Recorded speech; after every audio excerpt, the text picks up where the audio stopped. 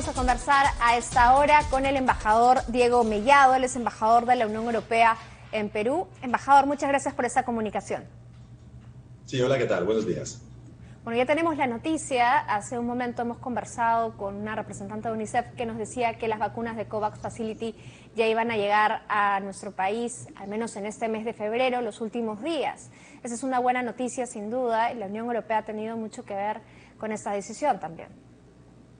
Sí, desde luego, nosotros estamos encantados de que el Perú esté precisamente en este primer grupo de países que van a recibir vacunas COVAX. Y hay que recordar que Europa, la Unión Europea, es el mayor financiador de COVAX. Nosotros hemos aportado 850 millones de euros, 500 millones como bloque Unión Europea y 350 como países, ¿verdad?, para apoyar a COVAX y para que la vacuna pueda llegar a un máximo de países. Por lo tanto, encantados de que el Perú esté en esta primera lista.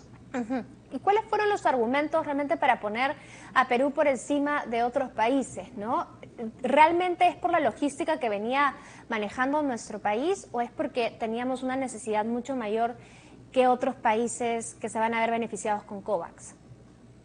Bueno, la Unión Europea no decide directamente. Nosotros somos financista, aportamos fondos. Es, por supuesto, la Organización Mundial de la Salud y los distintos organismos, como el Gavi, el CEPI, ¿no?, los organismos que gestionan las vacunas, los que deciden sobre los países prioritarios. En el caso de América Latina está también Colombia, está Bolivia, junto con Perú, y se ha evaluado, según tenemos entendido, una vez más, no es nuestra decisión, se ha evaluado pues la necesidad que tienen los países, también la logística de la que disponen, ¿no? Porque hace falta que los países puedan recibir las vacunas de Pfizer, que, como habéis apuntado en la nota anterior, requieren capacidades de refrigeración importantes, ¿no?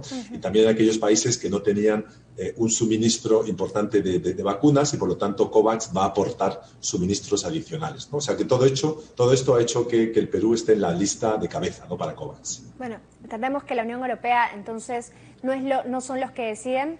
En todo caso, no. Esta financiación, ¿a cuánto se nos podría reiterar a cuánto ha ascendido por parte de la Unión Europea? Y si esto se va a poder replicar de pronto el próximo año también, o cómo lo han venido pensando. Sí, hay una cosa muy importante aquí. Por un lado, hemos aportado 850 millones de euros directamente, ¿no?, para que COVAX pueda comprar vacunas, porque lo que hace COVAX es compra vacunas y luego las redistribuye a los países, ¿no?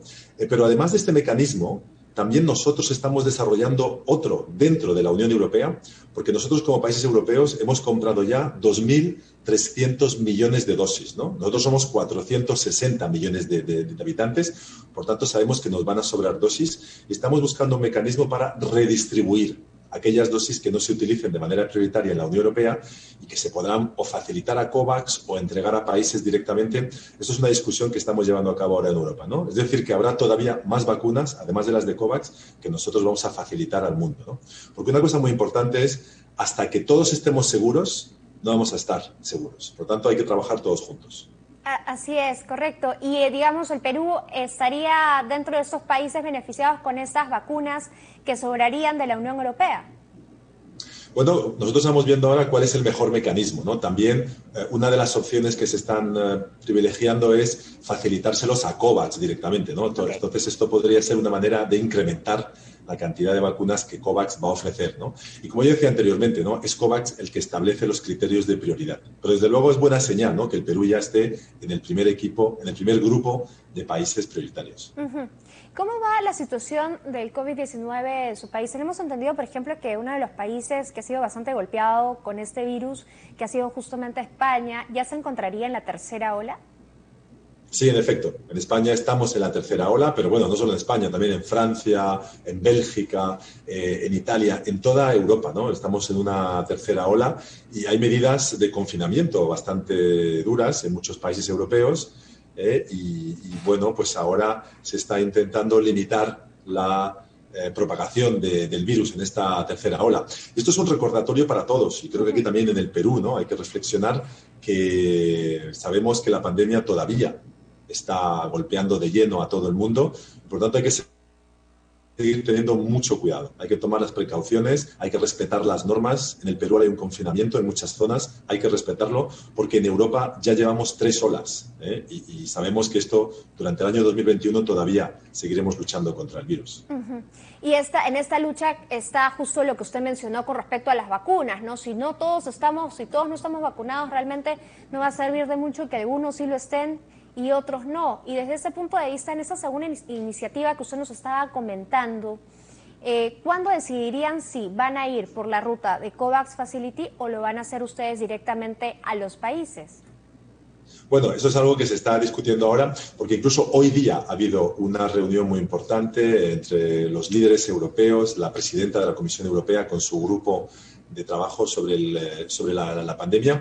Nosotros estamos buscando la manera no solo de vacunar a los europeos, que esto es una prioridad, pero también de apoyar al resto del mundo, América Latina, al Perú y los demás países. Porque, como yo decía anteriormente, está claro que no vamos a estar seguros en Europa hasta que no estén seguros en el resto del mundo también, incluyendo en el Perú. Por lo tanto, seguimos trabajando en estos mecanismos. Y no solo eso, nosotros estamos ya pensando en cómo reforzar de manera general nuestra respuesta frente a pandemias, porque sabemos que puede haber otras en el futuro, este virus puede mutar, de hecho ya hay mutaciones, no sabemos cómo va a seguir mutando, por lo tanto, no hay que pensar que esto se va a acabar dentro de unos meses con esta vacuna, no, sabemos que habrá que seguir buscando mecanismos para que todos podamos hacerle frente en el Perú, en España, en Francia, en todos los países. Aquí estamos todos juntos. Y digamos, en esa decisión que se tomaría de pronto, ¿cuáles son los argumentos que están pesando mucho más? Bueno, lo más importante es un mecanismo que asegure la igualdad de trato, ¿verdad? Que las vacunas que nos sobren en Europa puedan llegar a un máximo de países de la manera más eficaz. Y por eso, una vez más, creo que el mecanismo COVAX es el que mejor funciona, pero vamos a seguir viendo. Se está haciendo también un calendario de vacunación dentro de Europa y, como sabéis, queremos que este año una gran parte de la población esté vacunada en toda Europa y en función de ese proceso pues se decidirá, ¿no?, qué vamos a hacer con el exceso de vacunas. Pero está claro que nos van a sobrar, obviamente, ¿no? Tenemos 2.300 millones de dosis contratadas, es casi 5 veces, ¿no?, la cantidad de población que tenemos en Europa. En el caso, por ejemplo, que se decida repartirse directamente a los países, digamos, ¿cómo va la relación bilateral entre la Unión Europea y nuestro país? Y si estaríamos aptos, de todas maneras, para recibir estas vacunas directamente de la Unión Europea. Bueno, de momento todo esto es muy pronto, es muy pronto porque ten en cuenta que en Europa todavía se están aprobando, ¿no?, varias vacunas y las distintas vacunas tienen cadenas logísticas distintas, ¿no? Nosotros esperamos ahora, por ejemplo, tenemos 3 aprobadas en Europa y ahora probablemente dentro de una semana, 10 días, podremos aprobar una más, la de Johnson & Johnson, que solo exige una dosis, ¿no? Por lo tanto, esto también cambia el tipo de logística que hace falta. Luego se espera que este año también salgan otras vacunas, ¿no? En función del tipo de vacunas habrá que ver cómo se pueden distribuir mejor, ¿verdad?, cuáles son los mecanismos. Por lo tanto, yo creo que esto es un debate, una discusión que va a seguir durante todo el año, ¿no? Y luego, además, en paralelo, los países, como es el caso del Perú, tienen su propio calendario de vacunación, su propia estrategia de contratación de vacunas, y también está afectado por las vacunas que van surgiendo, ¿no? Porque este año van a surgir vacunas adicionales, ¿no? No solo la de Pfizer, la de Moderna, la de AstraZeneca, sino que, como decía, Johnson & Johnson, vendrá la de CureVac, una empresa alemana, vendrán otras también, ¿no? Bien. Muchas gracias, embajador, por esta comunicación y por habernos dado estos detalles. Gracias a vosotros, encantado. Muy bien. Nosotros vamos a dejar esta información y cambiamos de tema porque decenas de